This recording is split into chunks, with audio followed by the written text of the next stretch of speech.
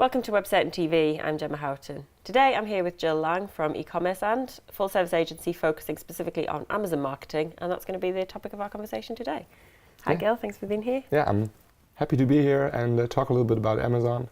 Yeah. So it seems like a silly question because I'm sure everybody watching will all use Amazon, but why is it so important for any e-commerce business, even if they have their own site, to It's not really a silly Amazon? question actually, because a lot of brands, even bigger brands, they don't use Amazon. They are a little bit afraid of Amazon sometimes even, which maybe was okay 5 years ago, I guess, but nowadays Amazon is the biggest search engine for products. Most people start shopping on Amazon. Actually, when they say, I'm going to buy something online, they mean they're going to buy it on Amazon because they're Prime.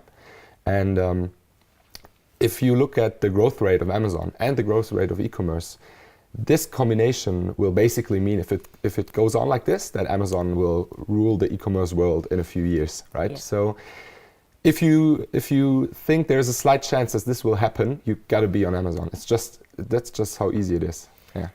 So once you've decided, yes, I will go for Amazon, what should you be focusing on? What makes a really good listing on Amazon? That's a good question. It's kind of the most important question, I guess. So I think, especially for brands, they should really focus. First of all, they should think about a strategy, an Amazon strategy, basically. They would really have to focus that they still have their brand image, that they can transport that brand image to Amazon, right?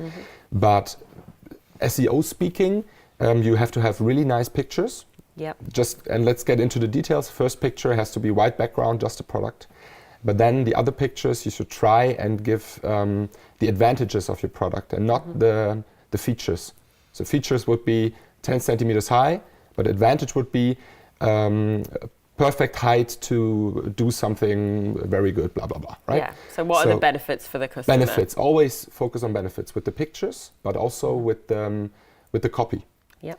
And the copy is I would always start writing the copy for the customer to make to get higher conversions, and then make a good keyword research and then add the keywords that you need. A little tip: a lot of people do that wrong.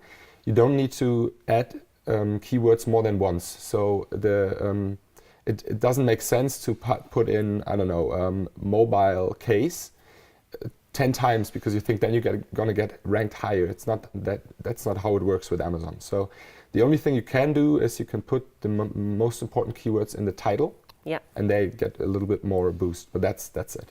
So there's a slight difference there between the approach for SEO for Google and search engines, where you're really trying to not stuff keywords, of course, but use the keyword more in the copy. I think so. I told you already that I'm not really a Google expert, so I could say I think so, but I'm not sure if it's still like that. But definitely not in Amazon. Yeah. Okay. And obviously, many e-commerce sites, you've got a lot of products. That's one of the big challenges, to get those out there. So how do you handle the scaling of adding, it's one thing to focus on one listing for one product, but when you've got hundreds, thousands, maybe more, how do you scale that? That's a really good question. So our brands that we help, they don't have thousands of products. Some have hundreds of products, and we scale it by having people with systemized plans. So we basically start to create that strategy and their positioning, and by that we have kind of an outline of what stands where and which advantage comes where. And then we can have people that follow this plan and just do those listings and bump them out. But they do them manually. They do it manually, yeah. I just was in a talk about AI. I think this could be something that is handled by an AI. Pretty good, but so far we are doing it manually. In order to get the best results. Yeah, I think some things they just have to be written manually right now, at least. Yeah, and then there's the volume of products is one challenge with scaling. The other is internationally. So obviously many businesses are trying to sell to multiple markets, and Amazon is of course available in those different languages and those different markets. So how do you also handle that kind of outside of things? The first thing I would really like to stress is that what I think a lot of people do wrong is they just do some weird Google translation type of thing, and this could really hurt your brand. I see it a million times on Amazon Germany that there's like US brands really performing really nicely over there, and then you look at the German listing and you think, wow, Yeah. This is not even German. This is a weird translation. There you can see that the AI is not that far, maybe. Yeah. So it has always, I think you should, maybe you can start with getting somebody to translate it who's, he should be from Germany, like mother tongue. Yeah.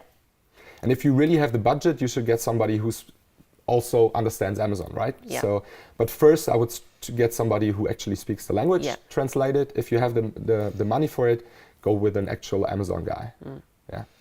And then with Amazon again, and you want to try and appeal to the audience, and one way to do that is through reviews, and that's something that's very important, I guess, in every market. People look to the reviews. So how do you build good reviews? How do you what are some tactics for increasing the number of reviews? So the old school way was basically, and that's hard to do in Germany because we have a law against it, was sending follow-up newsletters, like you maybe know from your e-commerce store, where you would ask, hey, can you leave a review? Can you share your opinion about the product? This is not really allowed in Germany. As if you are a seller, you don't have the double opt-in, so you're not actually allowed to contact the buyer via email. Okay. A lot of people do it, but it's not really allowed. So that could be one way. The most important way is to have a really good product with a really good listing, and don't oversell your product, especially in Germany. When people buy something and they read something and they get it and it seems not as good as what they bought, then they will leave a negative review. So I actually think for Germany especially, you should really concentrate to lower the negative reviews, because it's going to be hard to get positive reviews, because the Germans, they're really lazy, kind of, in the review way. Well, I think that's often the case, isn't it, with reviews? People, and they'll either comment if they really loved something, or when they're not very happy. But if it's just what you expected and it's okay, you kind of don't. Yeah. But equally, the amount of things we do and buy online, if you gave a kind of review for everything you ever did, you spend your whole life giving reviews. So for that battery pack. So one thing I can say is people have to figure out how to do it in detail themselves. But you can use retargeting.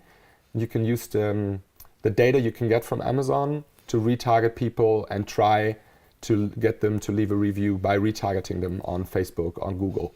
And that's kind of a tip. People can figure out the rest themselves, I guess. Yeah. And what about if you do get those negative reviews? What is the best way to handle them? Should you always respond? Yeah, we always respond. We call it, we have a team in our team. It's 2 people in our agency, a small team. Still a team. It's still a team that take care of customer of those answers. So it's basically review management, right? Yeah. It depends on the brand. For some brands, we start at 4 reviews to answer. For some brands, we answer to all reviews, even 5-star reviews, just to show we're there. Yeah. And but mainly we answer to 3, 2 or 1-star reviews. And we always say, hey, I'm really sorry. Please contact us. We can take care. We can get you the money back, or we send you another product. So we try to reach out to the customer, which sometimes is hard. They don't come back. They just leave a bad review, and they don't really mind to check it out again. But if we can, we try to reach out to them and make sure that they're happy. And And then obviously another challenge with this is that there are a lot of products on Amazon. It's pretty saturated with products. So what are some of the ways in which you can really increase your visibility, both within people searching in Amazon, but also using external platforms and driving traffic that way? So our way, and I tried to explain that in my talk yesterday, our way is to first optimize that listing, like I already talked about, get all the juicy keywords in there. But then you have to understand that to be on the first page where all the sales are, kind of similar with Google, you need to have traffic, and you need to have sales especially, and conversions. So you have to have those good, you have to feed the algorithm. And you can't do that from the start, because you're going to be on page 10, 20, 50, I don't know, it depends on your product. So you have to, as you said, you have to get outside traffic from Facebook, from AdWords, I don't know, whatever is the platform that you feel most comfortable with. I guess you should use that one. Run it to your listing, if you have a really nice listing, and get it up that way. Or you can put a landing page in between. So a landing page that shows all about your product and sells it maybe even better than on Amazon with a video, etc. And then another button that gets them to Amazon. So the conversion rate will, and the conversion rate then of course will be much higher, right? So this is kind of how we do it. So we push a lot of traffic. Depends on how much traffic we need. on those listings to launch them. We also activate all the possible Amazon campaigns. So there's different Amazon commercial, like advertising possibilities on Amazon. So we use all of them to also boost. So that is quite a necessary step, really. To kind of is nowadays. Yeah. Kinda is, yeah. You can't just especially, I guess, to start with, to get those sales up, and once you have. The thing is with Google, right? That's how I understand it. Is that it's all about the quality. Yeah. So if people look at something and they spend a lot of time on the site, that's a good sign. For Amazon, it's just sales and conversion. That's all they look for, because that's logical for them. Yeah. If somebody buys it. Yeah, you don't go to Amazon to read and learn. You just go to buy something. Buy. And if you buy something, it's a good sign. So so the more steps you can put in before they get to the page to kind of make them sure that when they get there, all they're going to do is buy. They're not browsing at this point. They just want that product. That's how we do it. Sometimes if you have a really nice, really amazing product that's just better than all the others, sometimes there is some products like that. You can send them directly to Amazon because there's no other product they would buy. Yeah. But otherwise, I'd prefer to go over a landing page. Have more budget because, of course, you lose some clicks with the steps. But ultimately, it drives better results. Yeah. So would you have any final tips, your top tips for any kind of large or small company thinking about Amazon? Yeah, the biggest tip, I think, is that everybody really should have a look in it, especially when they're not selling on Amazon or when they're distributors selling on Amazon.